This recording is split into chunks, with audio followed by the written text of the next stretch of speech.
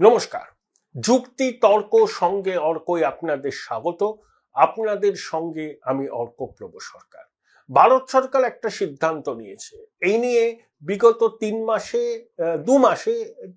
মাসে 3টে সিদ্ধান্ত। শেষ সিদ্ধান্তটা হচ্ছে 2-1 দিন আগে নেওয়া। বাংলাদেশ থেকে পাটজাত দ্রব্য, কাঁচা পাট আর ল্যান্ডপোর্ট দিয়ে ভারতে আসবে না।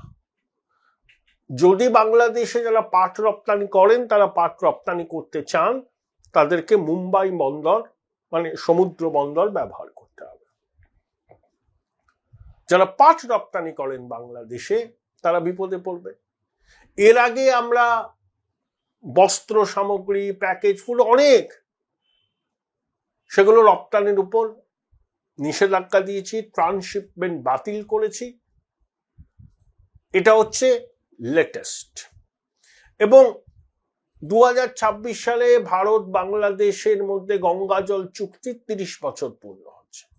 96 সালে হারাদনহাল্লি ডাড্ডেগৌড়া দেবেগৌড়ার সরকার এবং তৎকালীন বাংলার মুখ্যমন্ত্রী জ্যোতি বসুর উদ্যোগে শেখ হাসিনা সরকারের সঙ্গে এই চুক্তি হয়েছিল। 2026 সালে এই চুক্তি শেষ হচ্ছে, নতুন করে নবীকরণ হবে। অনেকে বলেছিলেন যে ভারত বাংলাদেশের সম্পর্ক, তাতে গঙ্গা জল চুক্তির একটা বিরাট গুরুত্ব আছে, আপনারা কিউসেক সর্বস্ব পাটিগণিতের মধ্যে নিজেদের বিচার বিবেচনাকে সীমাবদ্ধ রাখবেন না। কিন্তু এখন যা পরিস্থিতি, আমাদের কিউসেক সর্বস্ব পাটিগণিতেই সীমাবদ্ধ রাখতে হবে। প্রতিবেশীকে এসো আমার ঘরে এসো বলবো, উদার হব, নিজেদের স্বার্থ বিঘ্নিত করে প্রতিবেশীর সঙ্গে সুসম্পর্কের জন্য তাদের বাড়তি ছাড় দেব, সে দিনকাল আর নেই। তাই এখন ওই কিউসেক সর্বস্ব পাটিগণিতকে মাথায় রেখেই ভারত বাংলাদেশের মধ্যে গঙ্গা জল চুক্তিকে পুনর্মূল্যায়ন করতে হবে এবং ভারতের স্বার্থ সর্বাগ্রে রক্ষা করে তারপরে চুক্তির পুনর্নবীকরণ করতে হবে। এই মুখবন্ধ কেন করলাম? মুখবন্ধ করলাম তার কারণ আছে, আপনারা জানেন। অনেকে বাংলাদেশে হিন্দু বিদ্রোহ হচ্ছে। ঢাকার অদূরে খিলক্ষেতে দুর্গা মন্দির ভেঙেছে, আমাদের মাতৃ প্রতিমাকে অসম্মান করে ট্রাকে তুলে নিয়ে গিয়ে কোথায় ফেলেছে কেউ জানে না। ওখানে পুজো হয়, মন্দির তৈরি হচ্ছে। অন্তর্বর্তী সরকার বলছে যে রেলের জমি অবৈধভাবে দখল করে মন্দির হচ্ছিল। অবৈধভাবে দখল করা হলে মাদ্রাসা আছে, মসজিদ আছে, সেগুলোও ভাঙতে হয়। করবে না, ক্ষয়ের ছেলে ইউনুস করবে না। আন্তর্জাতিক খ্যাতি সম্পন্ন পাঠপারোটা করবে না। ঢাকা প্রেস ক্লাবের সামনে বাংলাদেশের হিন্দুরা মানববন্ধন করেছে এবং পরিষ্কার করে তারা বলে দিয়েছে, হিন্দু বৌদ্ধ খ্রিস্টান ঐক্য পরিষদ, যে এনাফ ইজ এনাফ। লালমনিরহাটে কি হয়েছে? এটি সেলুন চালারে বাবা ছেলে, সেখানে গেছিলেন কয়েকজন, 10 টাকা কম দিয়ে চলে আসছিলেন সেলুন ছেলে। তা সেলুনের বাবা ছেলে প্রতিবাদ করে, তারাই সেলুনটা চালান। তখন তাদেরকে ধর্ম অবমাননার অভিযোগ দিয়ে ফাঁসিয়েছে, অত্যাচার করেছে, জেলে পুরেছে। তৌহিদি জনতা, চিন্ময় প্রভু বিনা বিচারে আটক। এখনো যারা ভারত বাংলাদেশ সম্পর্ক মসৃণ করতে চান, তাদেরকে বলি, আগে আপনারা হিন্দুদের যেভাবে পরিকল্পিতভাবে নিধন করা হচ্ছে তার বিরুদ্ধে সওয়াল করুন। বাংলাদেশের হাই কমিশনার তো 14 তলায় গেছিলেন, বঙ্গেশ্বরীকে জানিয়েছেন আমাদের উদ্বেগের কথা। ওখানে হিন্দুরা আক্রান্ত হচ্ছে, হিন্দুদের লুটপাট করা হচ্ছে, এথনিক ক্লিনজিং করতে চাইছে দুর্বৃত্ত ইউনুসের সরকার। যারা বাংলাদেশের হিন্দু বৌদ্ধ খ্রিস্টান ঐক্য পরিষদ বলেছে যে ইউনুসের সরকার হচ্ছে মৌলবাদীদের সরকার, দুষ্কৃতীদের সরকার, মুক্তিযুদ্ধ বিরোধী সরকার।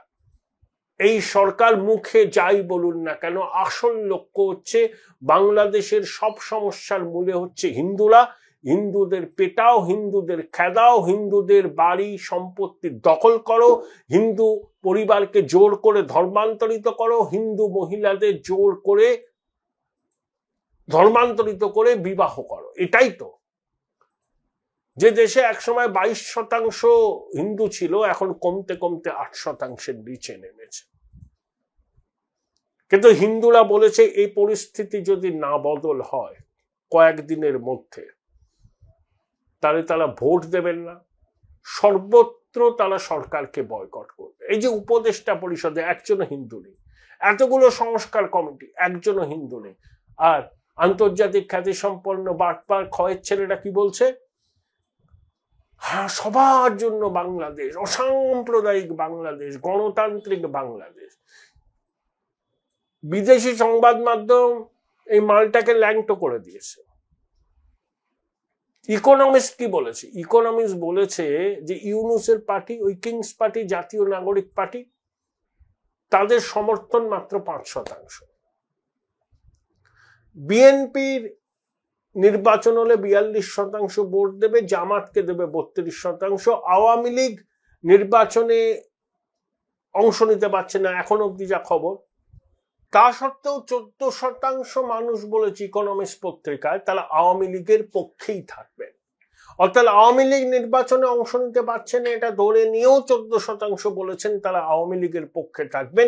যদি আওয়ামী লীগ নির্বাচনে প্রতিদ্বন্দ্বিতা করতো তাহলে লড়াইটা বিএনপি বনাম আওয়ামী লীগের সঙ্গে হতো। এবং আওয়ামী লীগকে নিষিদ্ধ করা পশ্চিমী গণমাধ্যম এবং পশ্চিমের দেশগুলো সমর্থন করছে না। কিন্তু শুধু ইউনূস তো প্রতিশোধ স্পৃহা প্রচন্ড এবং প্রচন্ড লোভী। সবসময় দেখবেন মানে নিজের স্বার্থটা কিভাবে সুরক্ষিত হয়, নিজের পরিবার, নিজের কোম্পানি, নিজের ঘনিষ্ঠ, তারা টাকা পাচার করছে। ইউনূস নিজের নামে কর্মকূপ করে দিয়েছে, গ্রামীণ ব্যাংকে 29 সাল পর্যন্ত কর্মকূপ, তার বিরুদ্ধে সব মামলা প্রত্যাহার করে নিয়েছে। আর এই বদমাইশ সুদী বৃদ্ধ ভারত বিরোধিতার জিকির তুলছে। দেখুন বাংলাদেশে আজকে যে পরিস্থিতি না, এর পিছনে আওয়ামী লীগ এবং শেখ হাসিনা দায় এড়াতে পারেন না। তিনি মৌলবাদী শক্তির সঙ্গে কম্প্রোমাইজ করেছেন। তিনি সরকারি পয়সায় মডেল মসজিদ মাদ্রাসা করেছিলেন, ওয়াজ মাহফিলকে উৎসাহিত করেছিলেন যে ওয়াজ মাহফিল থেকে ঘৃণা ছড়ানো হয়, ঘৃণা ঘৃণা। আওয়ামী লীগের নেতারা যতই বলুন না কেন সেই বিষবৃক্ষের রোপণ তারা করেছিলেন, সেই বিষবৃক্ষ এখন ফুল ফলে পূর্ণ হয়ে গেছে। তাদেরকেই গিলে খেতে চাইছে ওই জঙ্গি জেহাদিরা। এটাই তো বাস্তব। আওয়ামী লীগ দায় এড়াতে পারে না। কিন্তু প্রশ্ন হলো হিন্দুদের তো পিঠ দেয়ালে থেকে গেছে। আওয়ামী লীগের সময় তারা অত্যাচারিত হয়েছিলেন, বিএনপির সময় হয়েছিলেন, আওয়ামী লীগের সময় হয়তো এরকম হয়নি, এখন প্রতিদিনই হয়, কোথাও না কোথাও হয়, সব খবর তো বাইরে আসে না। তা ইউনূসের আমলে সংবাদ মাধ্যমের তো কোনো স্বাধীনতা নেই। রাজাকার প্রেস সচিব, বড় বড় বাতেলা প্রধানমন্ত্রী নরেন্দ্র মোদীর নামে মিথ্যা কথা বলেছিল, যেটা মোদীজি বলেননি ইউনূসকে, ও মিথ্যা কথা বলেছিল। এরকম প্রেস সচিব, ওর বংশ পরম্পরা ঘাটুন, দেখবেন মুক্তিযুদ্ধ বিরোধী শক্তি, ও কোনো অপশক্তির ঔরসজাত। এবং ইউনূসের সহযোগী সবকটাই তাই, অপশক্তির ঔরসজাত। তাহলে হিন্দুরা চরম পত্র দিয়েছেন, কারণ তাদের দেয়ালে তো পিঠ থেকে গেছে। এবার যদি তারা প্রত্যাঘাত না করে গণতান্ত্রিক ভাবে, তাহলে তাদের সব খোয়াতে হবে। কিন্তু আমরা কি করছি? পশ্চিমবঙ্গের হিন্দুরা আমরা কি জাগছি না? আমরা কি ওপার বাংলার সনাতনীদের পাশে দাঁড়াতে পারছি না? ওই চাঁদ সদাগরের মনসা পুজো করার মতো প্রতিবাদ করে হবে না, সর্বাত্মক প্রতিবাদ করতে হবে। ভারত সরকার এবং রাজ্য সরকারকে বাধ্য করতে হবে সদর্থক পদক্ষেপ নিতে। শুধু কূটনৈতিক ভাবে হবে বলে মনে হয় না। বৃহৎ শক্তি ভারত, আমাদের বাংলাদেশকে গিলে খেতে কতক্ষণ লাগবে? হাঁ করলেই বাংলাদেশ ঢুকে যাবে। Join Indian Institute of Hotel Management now. Right choice, right decision. তো বাঙালি হিন্দুদের, এখানকার হিন্দুদের জাগতে হবে। কেন্দ্রীয় সরকার কূটনৈতিক পথে করছে, কিন্তু শুধু কূটনৈতিক পথে সমাধান হবে না। এখন ওই সোনালী সম্পর্কের বিষয়টা ভুলে যেতে হবে। আগে হিন্দুদের বাঁচান বাংলাদেশে। বাংলাদেশে হিন্দু শূন্য হলে সেটা আমাদের পাশের আফগানিস্তান হবে, সেটা ভারতের পক্ষে আরো বিপদ। হিন্দুদের প্রোটেক্ট করতে হবে যে কোনো মূল্যে, এবং পশ্চিমবঙ্গের হিন্দুদের পথে নামতে হবে, নিজেদের একজোট হতে হবে। এক থাকলে সেফ থাকবে, এক হয় তো সেফ হয়।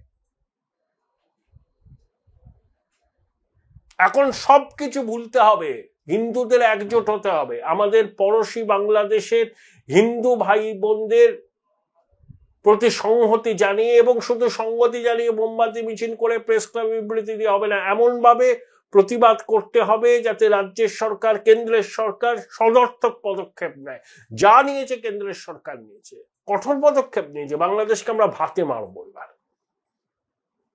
কিন্তু রাজ্য সরকার ওরা কিছু করবে না, কারণ হিন্দুদের স্বার্থ রক্ষা রাজ্য সরকারের কাছে প্রায়োরিটি নয়। দুধেল গাইদের যাতে ঠিক থাকে, যাতে ভোট ব্যাংক ঠিক থাকে, সেটা নিশ্চিত করা তাদের লক্ষ্য। তাই হিন্দুদের লড়াইটা হিন্দুদের করতে হবে। কত মানুষ ভিটে মাটি খুইয়ে সম্ভ্রম হারিয়ে কোন রকমে পৈতৃক প্রাণটা হাতে নিয়ে ওদেশ ছেড়েছিলেন, সেই স্মৃতি তো এখনো মরে যায়নি, আমাদের তাজা আছে, আরো তাজা করুন। ওপার বাংলার হিন্দুরা যদি দেখেন যে পশ্চিমবঙ্গের হিন্দুরা সর্বাত্মকভাবে তাদের পাশে এসে দাঁড়িয়েছেন, তারা বল পাবে এবং ভারত সরকার আরো প্রোঅ্যাক্টিভ হতে পারবে। কোনো অবস্থাতেই বাংলাদেশ সম্পর্কে নরম নীতি নেওয়া চলবে না, ওটা শত্রু রাষ্ট্র এখন হয়েছে। ইউনূস যা বলে তা করে না, বুড়ি বুড়ি মিথ্যা কথা বলে, এবং বাংলাদেশে জঙ্গি জিহাদি কাজ বাড়ছে, ভারত বিরোধী সন্ত্রাসবাদীরা সক্রিয় হচ্ছে, ইউনূস মদদ দিচ্ছে। প্রয়োজন হলে অপারেশন সিঁদুরের কোন সংস্করণও আমরা করতে পারি। আমাদের কি ঘোষিত অবস্থান? ভারতে কোনো সন্ত্রাসবাদী হামলা হলে সেই সন্ত্রাসবাদী গোষ্ঠী এবং যে দেশের মাটি থেকে হামলা হচ্ছে সেই দেশও, মানে শুধু নন স্টেট অ্যাক্টর নয়, সেই দেশও সমানভাবে যুক্ত বলে আমরা মনে করব, এবং ভারতের বিরুদ্ধে যুদ্ধ ঘোষণা সামিল হবে এবং প্রত্যাঘাত সামরিকভাবে হবে। ইতিমধ্যেই তো জসিমউদ্দিন রায়মানির মতো লোকজন হুমকি দিচ্ছে, উত্তর পূর্বকে কেটে দাও, উত্তর পূর্বে যুদ্ধ করো। অবসরপ্রাপ্ত সেনাকর্তারা বলছেন কলকাতা ছিনিয়ে নেওয়া হবে, এগুলো কিন্তু সব রেকর্ডেড আছে, লাইটলি নেওয়া চলবে না। দুর্বৃত্তরা শাসন করছে বাংলাদেশ, তারা হিন্দু বিরোধী, সনাতন বিরোধী, তারা তালিবানি মানসিকতায় পুষ্ট।